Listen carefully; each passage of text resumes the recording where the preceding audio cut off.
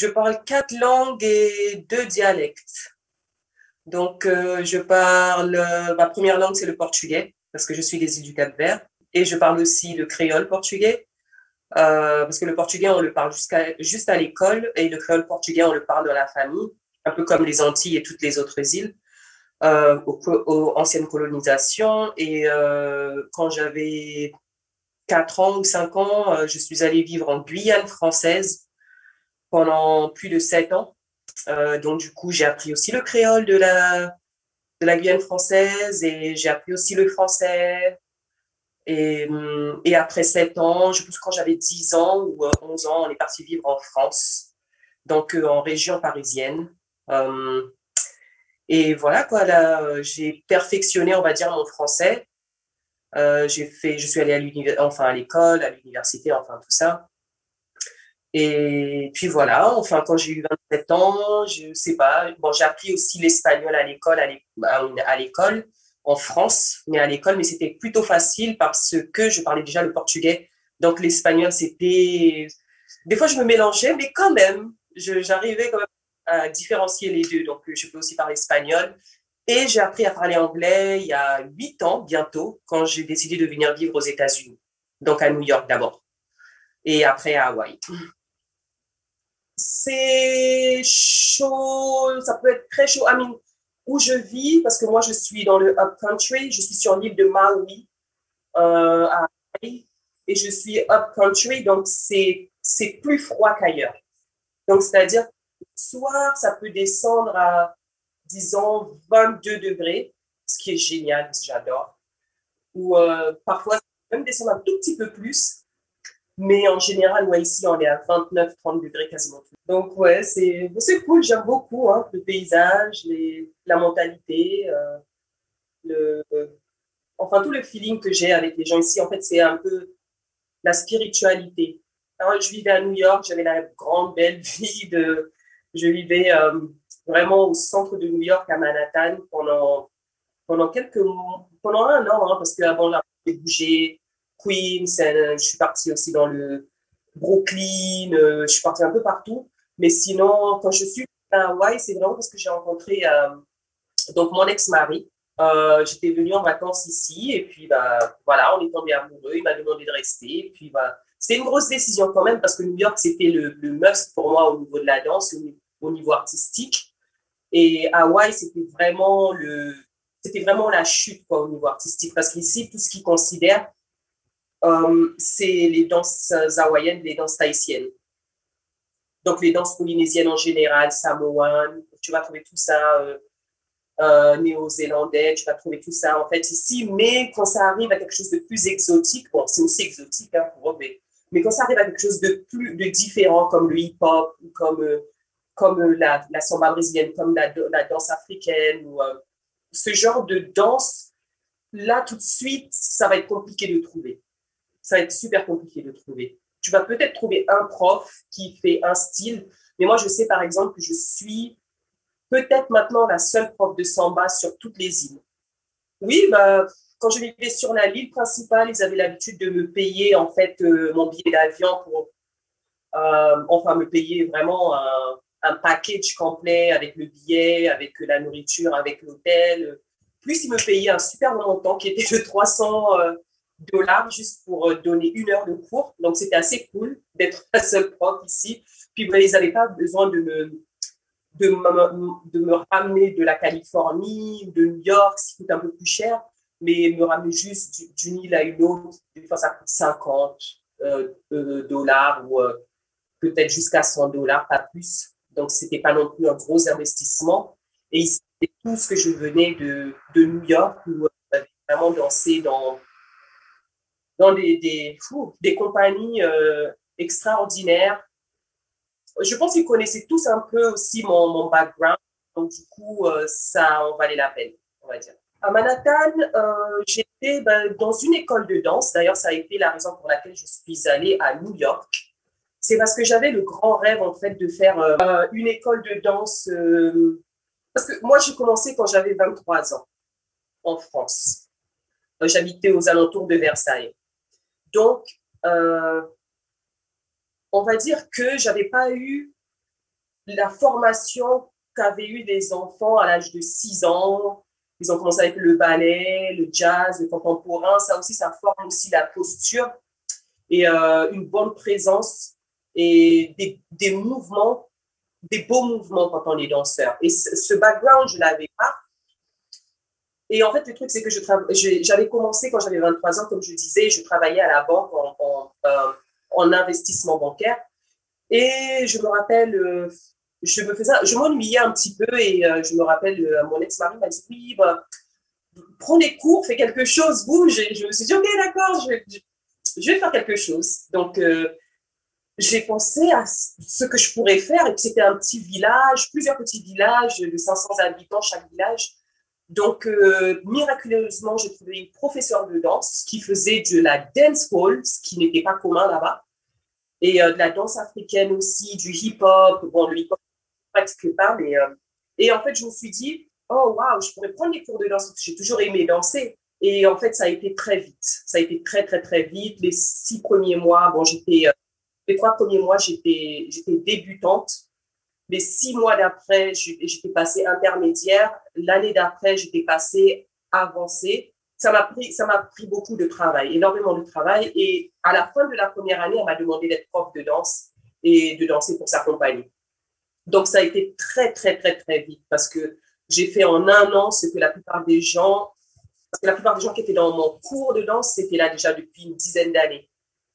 Et j'ai fait ça en un an, mais ça n'a pas apporté des choses positives parce qu'après, j'ai quitté mon métier.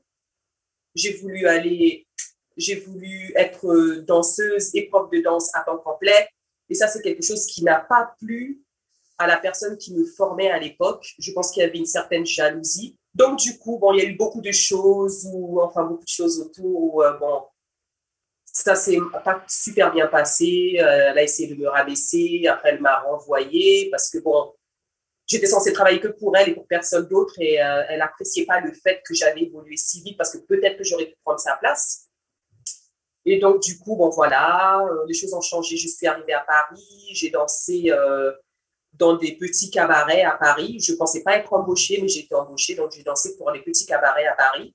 Pendant 2 ans, j'ai mis de l'argent de côté et mon grand rêve, c'était d'aller à New York et justement d'avoir le background de ballet, de jazz et de contemporain que j'avais jamais eu et d'être une vraie, on va dire entre guillemets, une vraie danseuse parce que à travers mes années en France, que ce soit dans la région de Versailles ou à Paris, je suis passée par pas mal de gens qui m'ont dit que je serais jamais danseuse, que j'étais pas assez bien, que j'étais pas assez fine, que j'avais pas les bras, j'avais pas la posture, j'avais pas l'élégance, j'avais pas ci et ça. Et en fait, ça a été plusieurs années en fait d'attaque par rapport à ma personne, par rapport à mes qualités de danseuse, qui ne qualifiaient pas de qualité.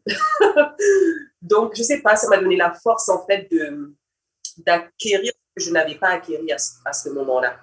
Et je me suis dit, voilà, je vais aller et je vais leur prouver, je vais prouver à moi-même que peu importe ce qu'ils disent, je peux réussir, je peux devenir meilleur, je peux même devenir meilleur si j'ai envie, avec beaucoup de travail. Après, je n'étais pas en compétition avec eux, j'étais en compétition avec moi-même, on va dire. J'avais besoin d'avoir ce niveau de danse. Donc voilà, c'est comme ça que j'ai atterri à New York, commencé mes papiers, et puis voilà, j'ai fait une école à Peridance de 1 an, où je m'entraînais tous les jours. Je crois que je faisais 20 et quelques heures par semaine de danse tous les jours. Donc voilà, ça a été le déclencheur en fait de ma décision pour New York. C'est que je trouvais qu'on nous poussait dans une direction tellement positive aux États-Unis. Et quand je revenais en France, on me tirait une situation tellement négative par rapport à ma passion que je me suis dit, je veux aller aux États-Unis. Je veux devenir meilleure. Je veux pas d'insécurité. Et donc voilà. C'est ce qui m'a amené à New York. Non, pendant très longtemps, ouais, quand j'étais à New York, j'ai fait que danser parce que j'étais là-bas en tant qu'étudiante. Donc, j'ai fait que danser. J'avais mis des économies de côté pour tenir pendant 1 an. Mais finalement, en aiguille, bah, j'ai réussi à pouvoir danser quasiment tous les jours. Et Après, bah, Hawaï, oui. Quand je suis venue à Hawaï, j'étais un peu déprimée parce qu'il n'y avait pas ma communauté brésilienne ici. Donc, du coup, j'ai créé ma compagnie Samba Hawaï depuis. Et donc, du coup, tout ce que je faisais, c'était d'organiser des événements euh, culturels brésiliennes parce qu'on a beaucoup de Brésiliens ici à Hawaï à cause du surf. Et puis, c'est le rêve de tous les Brésiliens de venir à Hawaï. C'est leur grand, grand rêve. C'est pour ça que tu as les claquettes Havaianas. C'est vraiment, pour eux, c'est le must du must. Donc, c'est vrai qu'il y a énormément de Brésiliens ici. Et du coup, j'organisais des événements brésiliens sur l'île de Oahu. Et j'avais des percussionnistes, j'avais comment on dit ça, une band. J'avais des danseuses que j'ai formées quand je suis arrivée là-bas parce que quand je suis arrivée, elles n'avaient pas tout un niveau. Elles étaient toutes à un niveau débutante ou vraiment, vraiment débutantes. Donc, du coup, j'ai dû les former. Elles ont pris mes cours. Je donnais des workshops. Je donnais enfin, bref.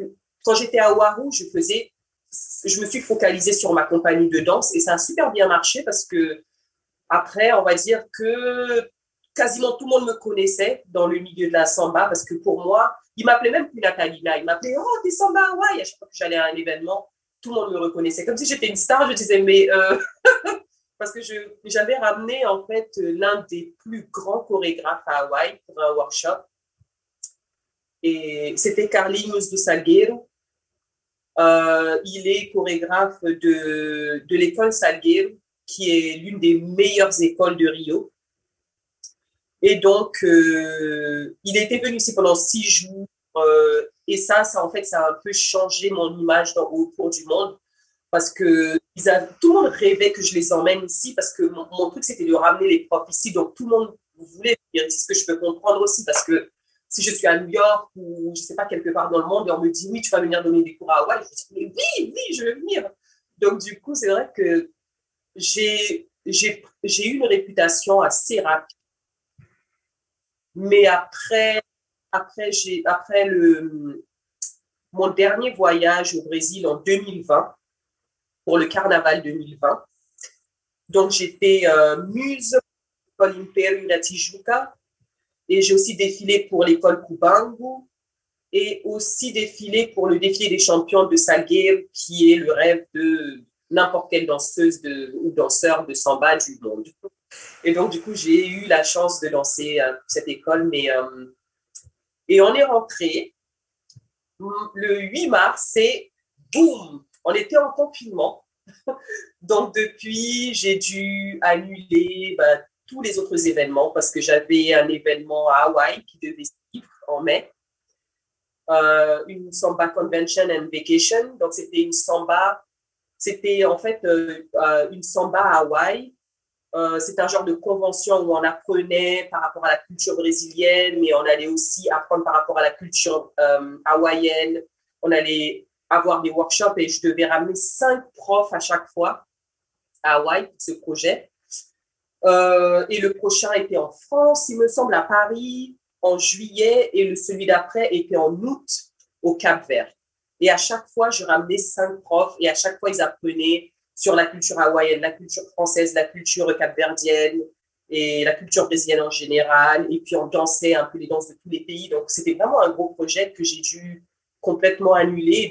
Et depuis, j'ai ma vie a complètement changé puisque je ne suis plus avec mon ex-mari. Donc, j'avais un super ami ici, des amis qui m'ont demandé de juste venir sur cette île et qu'ils allaient, enfin voilà, que je pouvais rester avec eux. Donc, je suis juste venue ici et puis voilà, I'm here. Et tout se passe bien. J'ai ouvert ma propre compagnie. J'ai commencé avec quelque chose que je savais qui allait marcher à Hawaï et je pouvais en vivre parce que je ne supporte pas de rester assise. Donc, du coup, j'ai commencé avec ma compagnie de nettoyage et ça marche super bien. Et depuis quelques temps, j'ai été embauchée par un cabinet d'opticien et je vais être entraînée pour devenir ophtalmologiste dans les 2, 3 ans qui suivent. Donc, voilà, là, je suis en train de faire un changement de carrière. Donc voilà à peu près ce que je fais maintenant. Et je ne danse plus trop. Il m'est arrivé de donner un cours ou deux, mais depuis que Covid a commencé, j'ai peut-être donné un cours ou deux. Mais c'est comme si mon monde s'était un peu arrêté parce il y avait tellement d'attentes, surtout avec mes conventions. J'avais 15 15 ou 16 des meilleurs profs de samba du monde qui étaient censés faire ma convention. Donc, c'est vrai que j'ai attiré énormément d'attention et je dirais aussi énormément de jalousie. Donc, c'est vrai que Covid m'a fait du bien parce que ça m'a permis de me retirer, mais naturellement.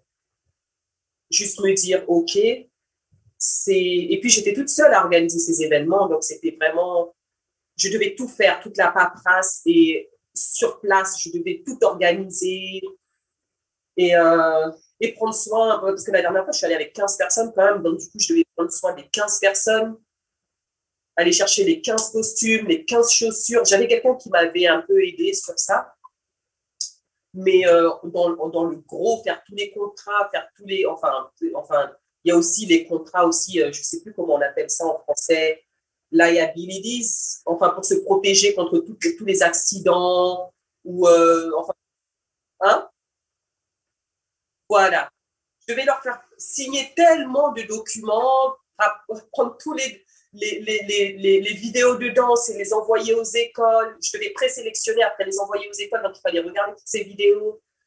Fallait, il fallait trouver le photographe et c'était vraiment une production que je faisais par moi-même, de moi-même. Et c'est marrant parce que les 15 personnes qui sont venues avec moi étaient français parce qu'ils me connaissaient depuis la France. Ils n'ont jamais dansé la samba avec moi, mais ils me connaissaient en tant que samba Hawaï. Ils m'avaient connue à travers samba Hawaï et ils savaient que j'étais française. Donc, du coup, ils voulaient tous venir avec moi, mais c'était pas une bonne idée d'emmener des Français. C'était vraiment pas une bonne idée.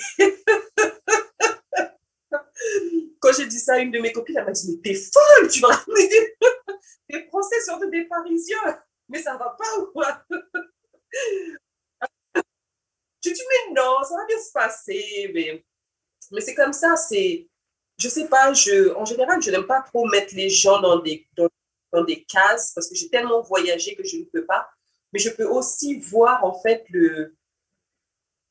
on peut pas retirer la culture en dehors, en fait, de ce qu'on est. Par exemple, le fait de vivre en Afrique, tu n'auras pas la même mentalité que quelqu'un qui vit en France et tu n'auras pas la même mentalité que quelqu'un qui vit en Europe parce que tu n'as pas accès aux mêmes choses, parce que tu n'as pas les mêmes éducations, parce que tu vis pas dans la même société.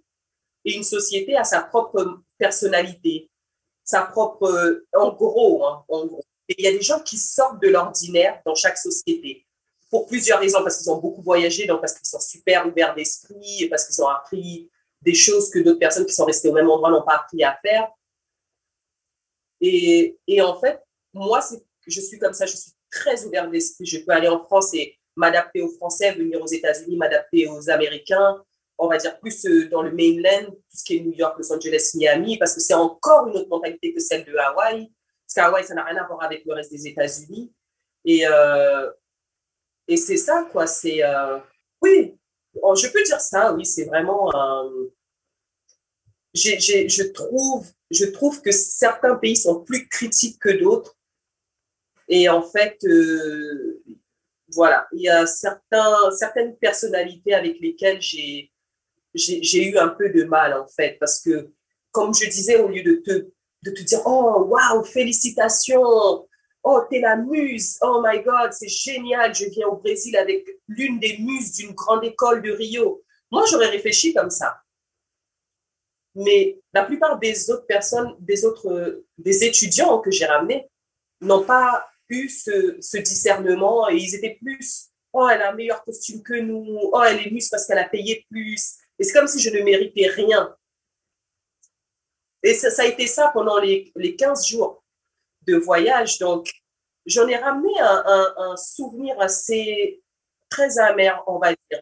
Et après, quand il y a eu le lockdown, j'étais rassurée parce que je me suis dit, waouh, ça m'a pris tellement d'énergie d'essayer de donner de la bonne énergie, mais de recevoir tellement d'envie, de jalousie et que, en fait, j'ai passé 2 semaines, en fait, et quand je suis revenue, j'étais vidée de mon énergie. Et je me suis dit, ça ne devrait pas être la danse. Et pour être honnête, pas pour je veux pas dépeindre une mauvaise image de la danse en général ou de la culture de samba, parce que la culture de samba est magnifique. Tu vas à Los Angeles, tu vas à New York, tu vas au Brésil, tu vas n'importe où dans le monde. Euh, enfin, il y a aussi des groupes au Canada, des groupes en Australie, en Russie. C'est une ambiance de famille. On est une famille. On est une famille et on se soutient. Mais la France et surtout Paris, je pense que c'est le seul endroit où je n'ai pas vu ça. Je ne l'ai pas vu. Après, peut-être que en fait, je ne l'ai pas vu, mais j'ai vu l'opposé. Et je pense que ça m'a un peu, voilà. Mais la samba est autour du monde, c'est une grande famille et on s'aime tous et on se soutient tous et on s'adore tous. Je pense, en tout cas, de toutes les interactions que j'ai avec tous les danseurs à travers le monde, je n'ai jamais eu aucun problème. Au contraire, j'ai toujours eu de très, très bons souvenirs et une très, très bonne interaction avec eux tous, quoi, simplement. J'ai beaucoup d'amour pour la samba par rapport à son histoire qui est liée à l'Afrique, à l'esclavage, déjà. C'est venant des îles du Cap-Vert et sachant que la plupart des Africains étaient transportés de l'Afrique aux îles du Cap-Vert parce que c'était un arrêt des fois qui ont pris presque 100 ans. Et donc, il y a cette histoire qui me connecte en fait à mes ancêtres qui sont venus en fait plus de l'Afrique de l'Ouest. Il y en a beaucoup qui ont été arrêtés au Cap-Vert pendant plusieurs années ou décennies. Et dans mon pays, au Cap-Vert, le Cap-Vert a été le premier pays qui a créé le créole. Donc, on a été le premier pays à avoir parlé le créole. Le premier pays d'Afrique à avoir créé le créole. On a été aussi le premier pays d'Afrique à avoir une église. La plupart des esclaves sont restés en Afrique, au Cap-Vert. Donc, le Cap-Vert, c'est une petite île juste en face du Sénégal, qui est directement en face de Bahia, au Brésil. Et les premiers Africains ont été rapportés de l'Afrique, de l'Ouest Afrique, mais aussi beaucoup du Cap-Vert, directement à Bahia, qui a été la première ville d'esclaves au Brésil. Donc de là, ils ont commencé en fait à créer leur propre créole. Surtout Bahia, ils ont une façon de parler. Bon, ils parlent. Bon, c'est pas forcément, je dirais pas, c'est pas un créole en fait, c'est juste bon voilà, eux ils ont leur culture propre qui est plus africaine et donc leur samba sera beaucoup plus spirituelle et africaine et moins comme la samba de São Paulo qui va être un peu élaborée et après la samba de Rio de Janeiro qui sera encore plus élaborée, qui sera presque jazzy. Donc, toujours très droite, les mains très droites aussi. Enfin, tout est très carré, un peu comme le ballet, un peu comme le classique, comme le jazz. Il y a une tenue du corps qui est la posture est très droite. Quand à Bahia, la posture est c'est très recourbé. Les gens dansent plus recourbés. Donc, la chose, en fait, c'est que Bahia a une grande histoire parce que ça a été la première ville où ils ont emmené les esclaves. Parce qu'après avoir découvert le Cap-Vert, je pense que presque 100 ans après, ils ont découvert l'Amérique. Du coup, voilà, enfin, tous les esclaves qui sont arrivés d'Afrique, soit ils sont passés par le Cap-Vert, soit ils sont partis directement en Amérique. Donc après, bon, voilà, on a eu toute l'Amérique du Sud et enfin, tout ça, l'Amérique centrale, tout ça, avec leur propre créole, avec leur propre nourriture, leur propre langue. Ça dépendait aussi si ils étaient colonisés par les Français, colonisés par les Portugais, colonisés par les Espagnols. Ça dépendait quelle mixture, en fait, ça allait prendre, quel créole allait être créé, en fait.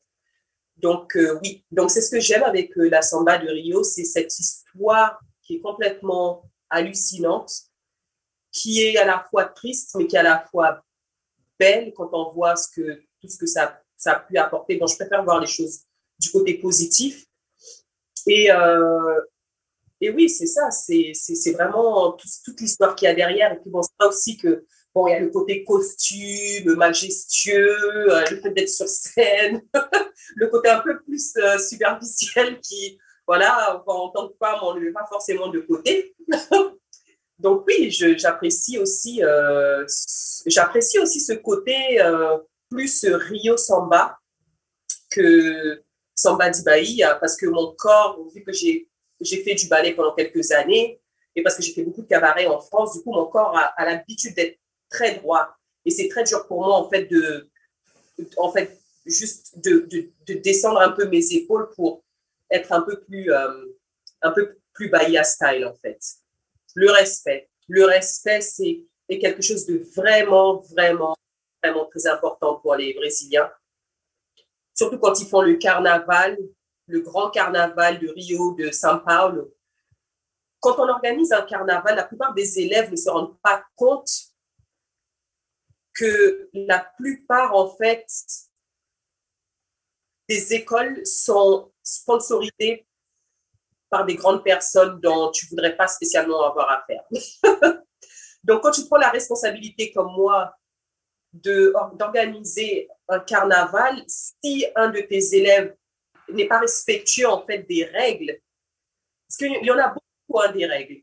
Les règles, c'est n'apporte pas ton téléphone parce que si ton téléphone tombe, on a moins un point.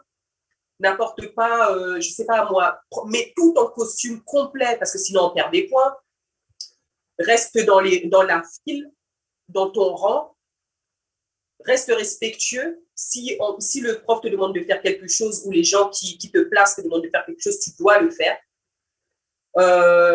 Viens au cours à l'heure, paye ton cours, enfin tous ces trucs-là, respecte les profs, sois derrière les profs quand ils donnent des cours, parce que bon, moi, quand je suis allée, j'avais mes élèves français qui se mettaient devant le prof ou à côté du prof. Ou certains, c'était je leur disais, non, mais tu peux pas te mettre à côté du prof ou devant le prof. C'est pas possible. Et là, tout de suite, c'était le grand drame. Je disais, mais non, il y a des règles à respecter ici. Ou certains, je leur disais, ne ramène pas ton téléphone. Et ils ramenaient leur téléphone et leur téléphone, parce que la plupart du temps, il pleut à torrent pendant cette période. Donc, du coup, soit le téléphone était plein d'eau, il ne fonctionnait plus, ou soit le téléphone tombait. Heureusement que c'est les entraînements de rue. Non, j'ai eu plein de choses comme ça où j'ai eu une élève qui s'est disputée avec quelqu'un parce qu'elle voulait se mettre de côté pour qu'on puisse la voir sur les caméras. Donc, j'ai eu beaucoup de choses comme ça. Et ça, c'est pas bon parce que si l'école ne prend pas de points grâce à nous, parce qu'on vient de l'extérieur du Brésil et qu'on n'est pas des vrais, on va dire, pachistas.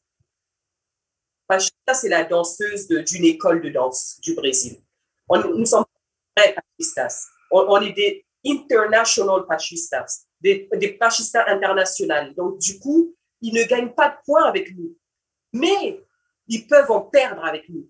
C'est ça, en fait, devenir une danseuse de samba, c'est ce qu'il y a, on va dire, de plus important, c'est ce que les Brésiliens attendent de plus de nous en tant que ce qu'ils appellent gringas, c'est les étrangers en fait, hein, qui dansent la samba. Ce qu'ils attendent plus de nous, c'est qu'on respecte leur culture. Ils veulent qu'on respecte leur culture parce qu'eux, ils respectent aussi beaucoup la provenance de la samba. Pour eux, ne pas respecter toutes ces règles, c'est comme si on ne respectait pas leurs ancêtres. Et puis aussi, bien sûr, hein, pour avoir un niveau si tu veux faire le carnaval. Par rapport à la danse, déjà, dans ma vie, j'ai énormément voyagé, mais toute la première partie de ma vie, c'était pas par rapport à la danse, c'était juste parce que j'ai apprécié voyager. Mais quand j'ai commencé à danser, ça a été un tout petit peu plus compliqué parce que quand j'ai commencé à danser, la première ville que j'ai faite aux États-Unis, c'était New York. Et en fait, si tu veux, il y avait deux choses qui étaient les plus importantes de ma vie. C'était la samba, danser, et ma famille. Donc, ma famille était en France et la samba était à New York. Et donc, comme j'étais étudiante, le peu de fois que je pouvais travailler, bah, c'était pour aller en France, juste pour les visiter. Et après, après il y a eu Hawaï. Mais bon, tout ça, en fait, en gros, la samba, je l'ai fait énormément aux États-Unis et au Brésil. J'ai pas énormément voyagé pour la danse parce que j'avais des priorités euh, qui étaient aussi ma famille, après mon ex-mari, la danse, mon école de danse, tous ces trucs-là. Je devais voyager à peu près 2, 3 fois par semaine pour voir ma famille, parce que j'avais pas l'habitude de ne plus les voir. Et, euh, et oui. Donc, du coup, à certains moments, en fait, je crois que le seul endroit où j'allais pour la danse, c'était le Brésil. Vraiment, après, je faisais des compétitions en Arizona. Il y avait des compétitions, enfin, il y avait des événements à New York, il y avait des événements à San Francisco, il y avait des événements, je ne sais plus c'était où, à Los Angeles. Donc, du coup, je voyageais beaucoup à l'intérieur des États-Unis pour danser, mais c'est vrai que je ne sortais pas beaucoup des États-Unis. Je ne sortais plus des États-Unis. Alors qu'avant, je voyageais énormément, j'allais à Punta Cana, j'allais partout, en fait. J'étais toujours autour du monde à faire quelque chose, en Martinique, partout. Et quand j'ai commencé à voyager et que je suis venue à New York, là, ça a été compliqué parce que il fallait que je rassemble en fait tout ce qui était important pour moi et ça me laissait plus le temps de faire autre chose, en fait, de sortir. Alors, à Hawaï, ce que, ce que j'ai aimé, c'est d'avoir créé quelque chose qui n'existait pas vraiment. Parce qu'ils avaient un petit peu de samba, ils ont aussi des percussionnistes, quelques-uns sur un peu. Ils ont aussi de la capoeira, ils ont différentes choses, mais ils n'avaient pas, en fait, sans me vanter, en fait, le niveau de samba que j'ai pu apporter ici. Donc, ça, c'était pour moi la possibilité de créer quelque chose. Donc, c'est ce que j'ai apprécié à Hawaï. Mais dans le sens opposé, le fait qu'il n'y avait pas grand-chose ici aussi, c'est que je n'avais personne pour me donner des cours et pour devenir meilleur. Donc, j'étais obligée de sortir de Hawaï pour prendre des workshops, pour prendre des cours de danse, parce que la seule prof que je connaissais ici, elle n'avait pas pris de cours depuis je ne sais pas combien d'années, elle ne connaissait pas les nouveaux pas. Et moi, j'étais déjà bien avancée, en fait, dans ma danse, quoi. Donc, c'était compliqué parce que j'avais besoin d'une prof je sais pas, j'avais besoin de différents styles de danse aussi, pouvoir peut-être aller à la salsa, ou ils avaient de la salsa, mais bon, voilà, c'était loin, et à 1 heure et demie de chez moi, en plus avec les embouteillages, voilà, je voulais même pas trop y penser. Mais voilà, je pense qu'à Hawaï, ça a été le manque de diversité. Le Brésil, ce que j'ai beaucoup aimé, bah, c'est ce que j'ai pas trouvé à Hawaï, c'est qu'on a les meilleurs profs de la planète.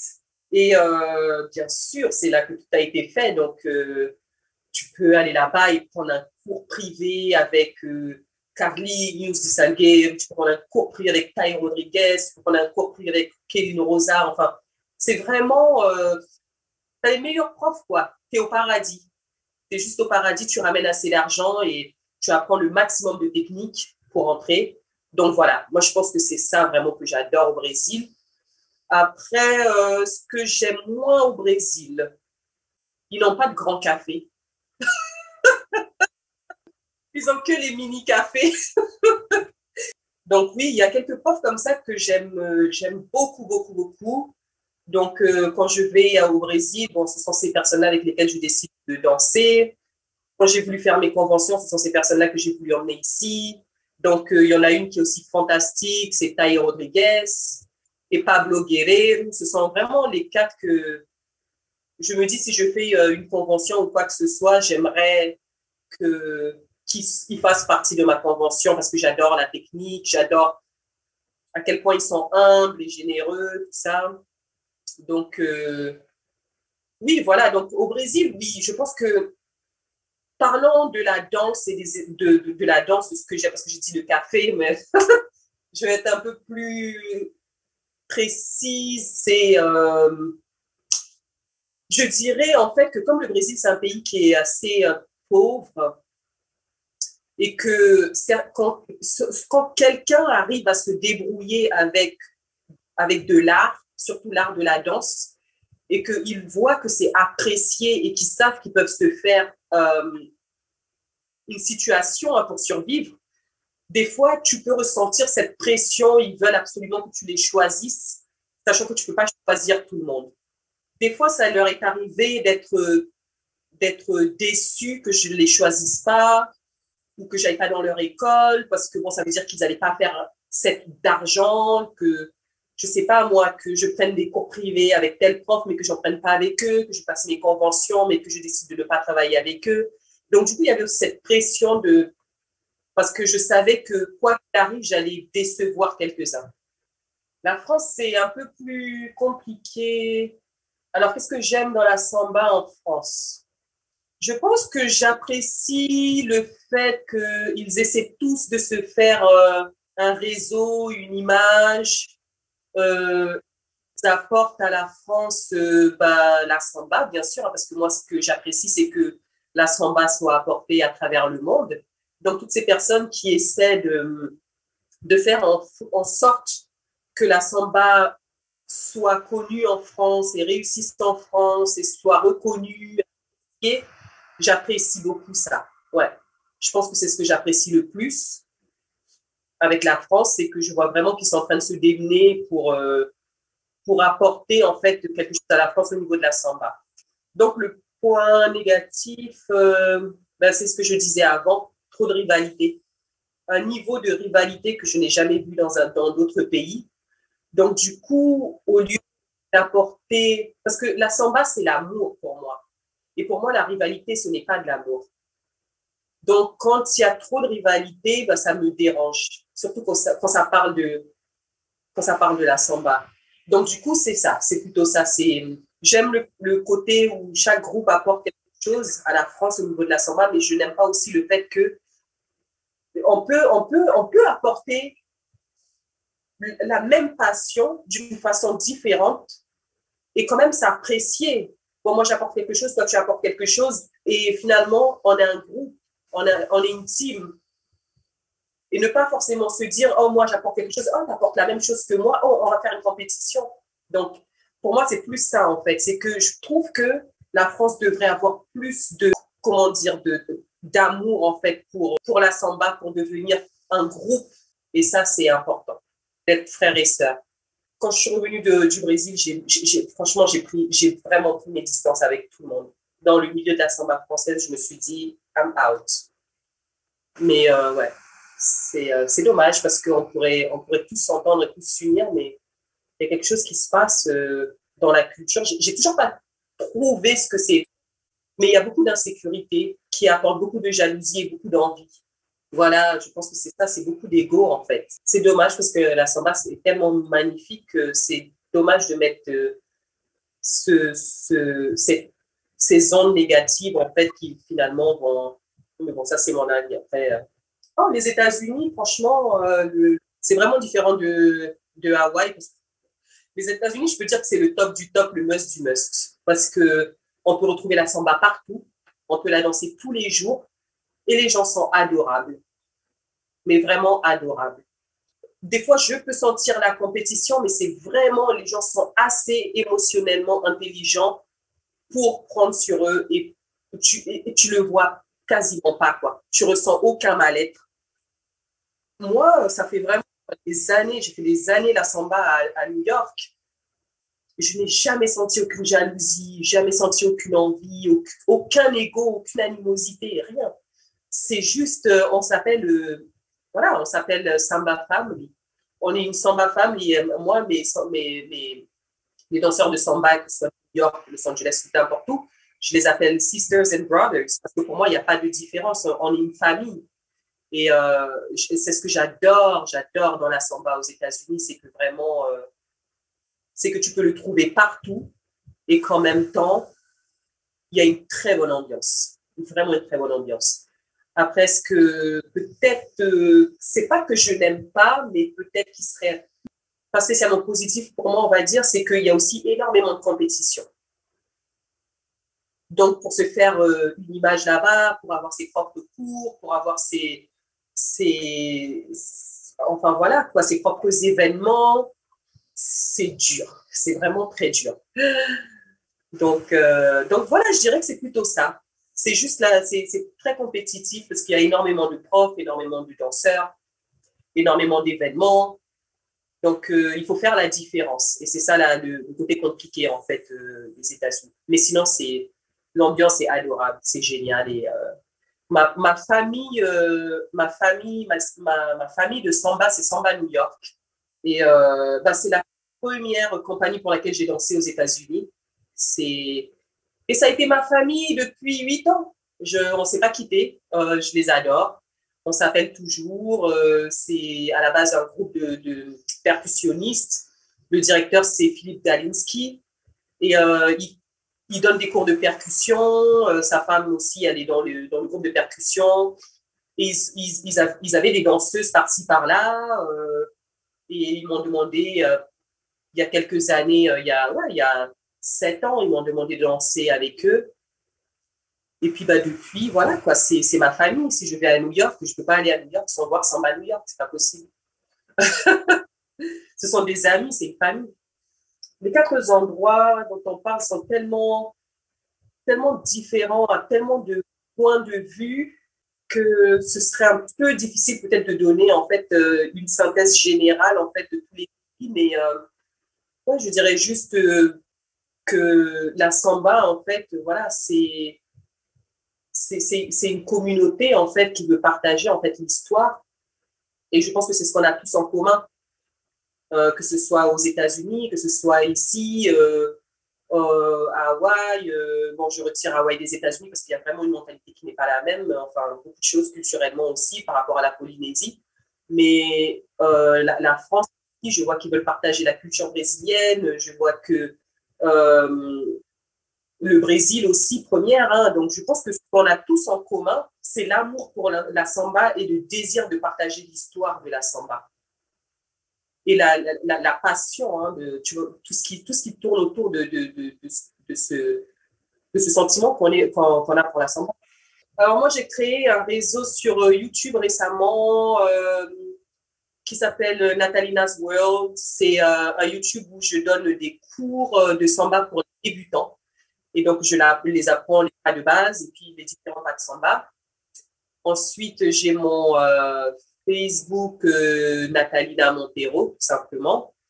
Pareil, je partage beaucoup sur la danse, sur la samba en général, les événements, les cours, workshops et mon Instagram qui est Natalina Samba Hawaii, qui, voilà, en gros, c'est pareil, je partage au niveau de la samba, au niveau de mes voyages, enfin, au niveau un petit peu de tout ce qui est en rapport avec ma passion. J'ai une chose à rajouter, c'est de ne jamais laisser tomber. Peu importe ce que les gens vous disent, peu importe comment les gens vous traitent. Et la seule personne qui sait vraiment ce qui est bon pour toi, c'est toi. Et moi, d'après mon expérience, si j'en suis arrivée où j'en suis arrivée, c'est que oui, les critiques m'ont fait beaucoup de mal, mais non, ils ne m'ont pas fait tomber. Ils ne m'ont pas fait tomber, ils m'ont juste rendu plus fort. Donc, à tous ceux qui veulent abandonner leurs rêves parce qu'ils pensent qu'ils ne sont pas assez bien, je dirais de juste tenir le coup et ne pas se laisser déstabiliser par des personnes qui ont elles-mêmes une. Parce que la plupart du temps, quand ces personnes vous critiquent, c'est parce qu'elles ont cette insécurité qu'elles voudraient transférer. Et ce n'est pas forcément. Donc, il faut continuer à rêver le plus grand possible et se dire que tout est possible. Voilà. C'est tout ce que j'ai à dire.